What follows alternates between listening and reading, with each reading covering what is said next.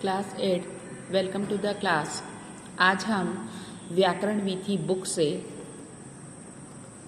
आपके कारक के पाठ में से बाकी के कारक के विषय में जानेंगे। बच्चों, नंबर 5 पर है अपादान कारक। इससे पूर्व 4 कारक हम कर चुके हैं तथा कर्म कारक और संप्रदान कारक के अंतर को भी जान चुके हैं। अपादान कारक के उदाहरण देखिए। बच्चा झूले से उतर गया, बंदर पेड़ से कूदा। इन वाक्यों में झूले से तथा पेड़ से अपादान कारक हैं। जिस पद से अलग होने का भाव प्रकट हो वहाँ अपादान कारक होता है।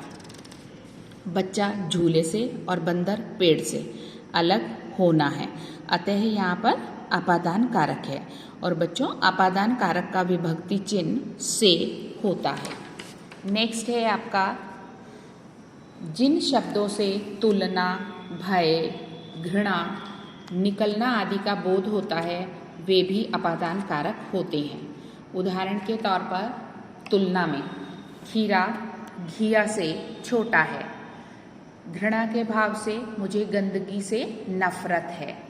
भय के भाव से मछली मगरमच्छ से डर गई। निकलना के भाव से गंगा हिमालय से निकलती है।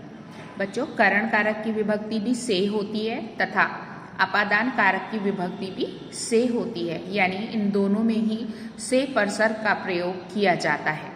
लेकिन अगर हम इनका अंतर देखते हैं तो करण कारक में से का प्रयोग साधन के रूप में होता है और अपादान कारक में से का प्रयोग अलग होने, ईर्ष्या, घृणा आदि भाव प्रकट करने के लिए किया जाता है।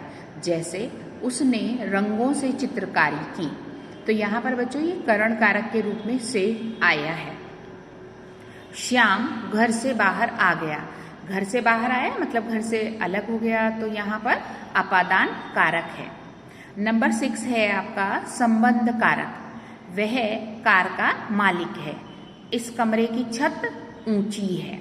इन वाक्यों में कार का और कमरे की संबंध कारक है। संज्ञा या सर्वनाम का ऐसा पद जिससे दूसरे संज्ञा या सर्वनाम पद के साथ उसका संबंध ज्ञात हो, संबंध कारक कहलाता है। ठीक है। और इन वाक्यों में कार का वह से और कमरे संज्ञा का छत से पता चलता है। संबंध कारक के विभक्ति चिन्ह का, के, की, रा, रे, री होते हैं। हम कुछ और उदाहरण देखेंगे। जैसे उनका पता यहाँ लिखा है। यह सबकी किताब है। मेरे घर के पर्दे सुंदर हैं। मुझे इनके साथ जाना है। मेरा भाई आ गया। मेरी कहानी सबने सुनी। तो बच्चों, ये आपके कारक हुए। इसके बाद नेक्स्ट है आपका नंबर 7 अधिकरण कारक। अधिकरण कारक की विभक्तियां होती हैं में, पर। पहला उदाहरण है बच्चे कार में बैठे हैं। दूसरा उदाहरण है बंदर डाल पर झूल रहा है। तो बच्चों, इन वाक्यों में कार में तथा डाल पर, इन दोनों में ही अधिकरण कारक है। जिस पद से क्रिया के आधार का बोध होता है वहाँ अधिकरण कारक होता है।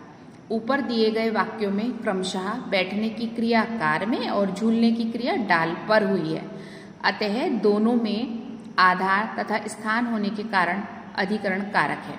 और अधिकरण कारक की विभक्तियां जैसे मैंने अभी बताया आपको में और पर होती हैं।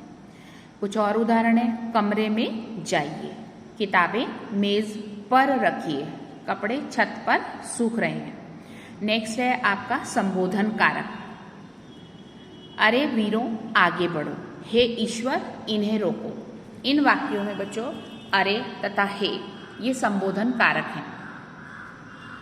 शब्द के जिस रूप से किसी को पुकारा जाए वह संबोधन कारक होता है और इसके विभक्ति चिन्ह होते हैं हे, अरे, ओ, ए। और ये विभक्ति चिन्ह अन्य परसर्गों से भिन्न है। अन्य कारकों के परसर्ग शब्द के बाद में लगते हैं, किंतु संबोधन कारक के विभक्ति चिन्ह शब्द से पहले जुड़ते हैं। जैसे अरे बच्चों, तो ये संबोधन कारक का चिन्ह है जिसको कि आप विस्मय आदि बोधक चिन्ह भी कह सकते हैं। ठीक है। एक फूल मत तोड़ो, ओ भाई जरा सुनना, हे महाराज आप बैठिए। तो ये संबोधन कारक है जिसका इसके बाद एक्सक्लेमेशन मार्क लगाया जाता है। तो बच्चों इसके आगे बहुत सारी टेबल्स दी हुई हैं जहाँ संज्ञा शब्दों के विभक्ति रूपों के साथ उनका परिचय दिया हुआ है। काफ़ी लंबी सी टेबल है, इसके बारे में हम नेक्स्ट वीडियो में जानेंगे। तब तक आप एक बार फिर से अपने घर पर ये सब कारक के विषय में पढ़िएगा ताकि आपको इनकी परसर्ग विभक्तियाँ याद हो जाएं। Till then good bye.